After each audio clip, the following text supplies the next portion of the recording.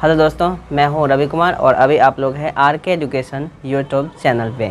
ठीक है, और आज हम बताने जाने वाले हैं ग्राफ के बारे में। ग्राफ जो आपको एग्जामिनेशन 2022 में जितने भी लोग 10th का एग्ज़ाम देंगे या जो लोग एग्ज़ाम दे चुके होंगे उनके लिए ये इम्पोर्टेंट है।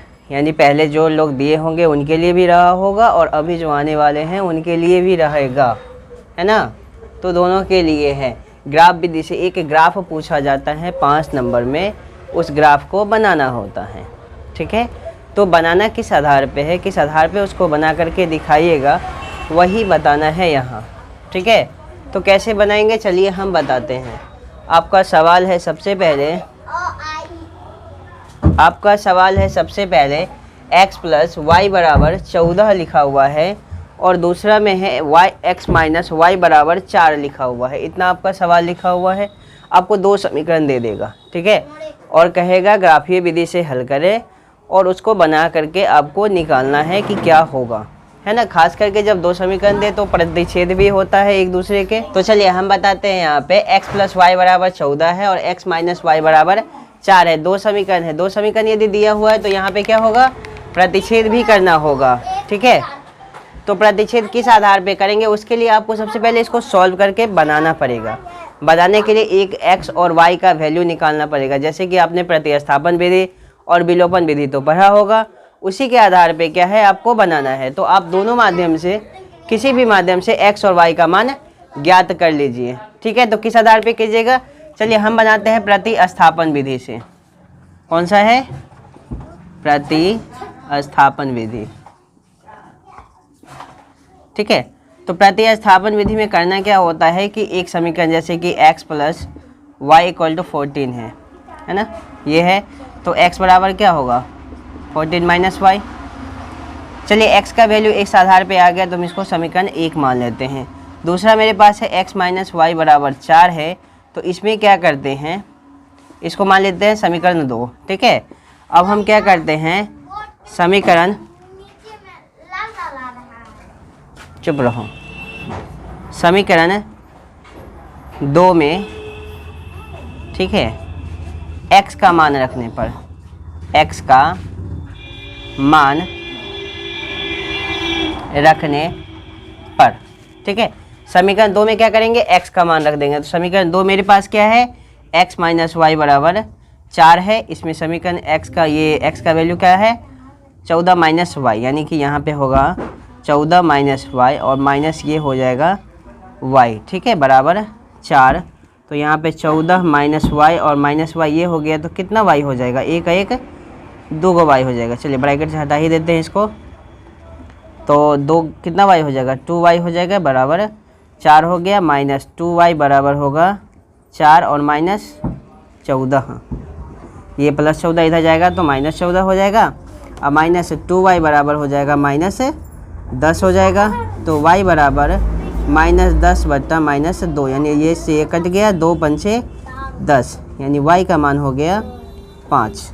y का मान 5 आ गया। अब क्या करना है, y का मान किसी में भी डाल सकते हैं, जैसे कि y का मान, है ना, समीकरण आप 1 में भी रख सकते हो या 2 में भी रख सकते हो। ठीक है, 1 के लिए भी है 1 के लिए भी है, 2 के लिए। चलिए तो समीकरण 1 में रखते हैं, खास करके उसी में ही रखेंगे। तो समीकरण 1 में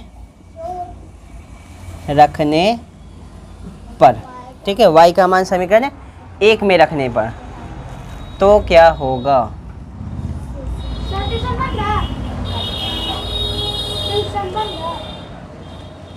ठीक है, तो यहाँ पे क्या होगा, x बराबर क्या लिखा हुआ है, 14 माइनस वाई। तो x बराबर क्या होगा, 14 में से कितना घटाना होगा, 5 घटाना होगा, जो y का मान आया है। तो x बराबर 14 में से 5 गया तो कितना बचेगा, 9 बचेगा। तो मेरे पास क्या आ गया, 2 मान आ गया है, x का मान 9 आया है और y का मान 5 आया है।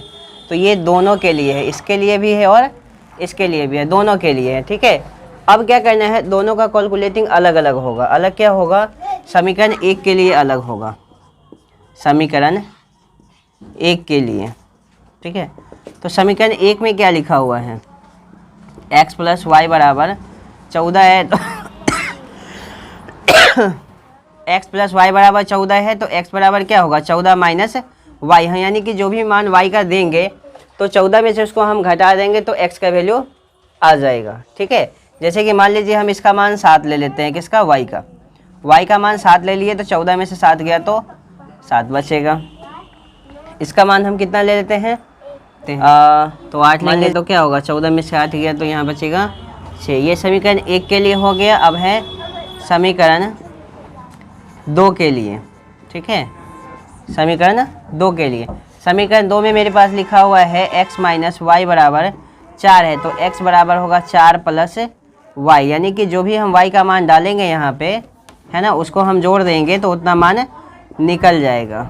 ठीक है, तो जैसे कि x का मान y का मान हम करने लेते हैं 1 लेते हैं। ठीक है, 1 लेंगे तो कितना होगा 4 1 5 हो जाएगा है ना। 2 ले लेते हैं तो क्या होगा 2 तो 4 2 6 हो जाएगा है ना।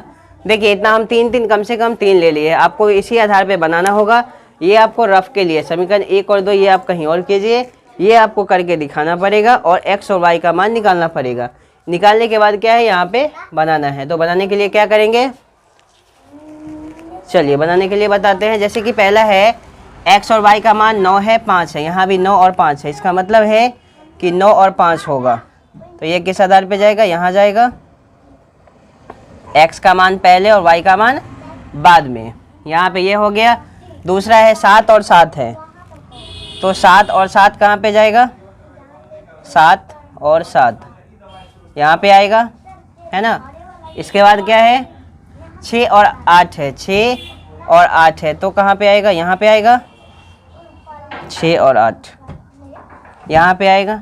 ठीक है, तो इतना ये हो गया। समीकरण 1 के लिए ये बन गया। समीकरण 2 के लिए था यहाँ पे x का मान 9 5 वो तो ऑलरेडी हो चुका है। इसके बाद 5 और 1 है, 5 और 1 है तो यहाँ पे होगा है ना। इसके बाद क्या है 6 और 2 है, 6 और 2 है तो यहाँ पे होगा है ना। इसके बाद क्या है आप उसको लाइनिंग बना दीजिए। लाइनिंग कैसे बनाना है, इस आधार पे ये हो गया और एक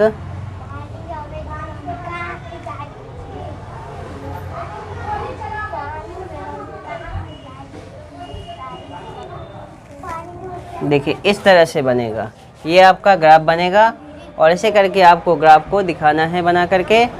बाकी इसी आधार पे आप बना लीजिएगा। तो एक और सवाल आपके लिए दे रहे हैं हम बनाने के लिए। ठीक है, सवाल है 2x प्लस 3y बराबर 5 हो गया तो 3x प्लस y बराबर 6। ये समीकरण 1 और 2 मान करके और इसी आधार पे अब इस सवाल को बनाइएगा और बाकी पूरा ग्राफ जो है 5 नंबर का इसी आधार पे आपसे पूछा जाएगा। तो आप इसको बना लीजिएगा। बाकी और जो भी प्रॉब्लम हो या कुछ भी हो तो पूछने के लिए आप कमेंट कर सकते हैं।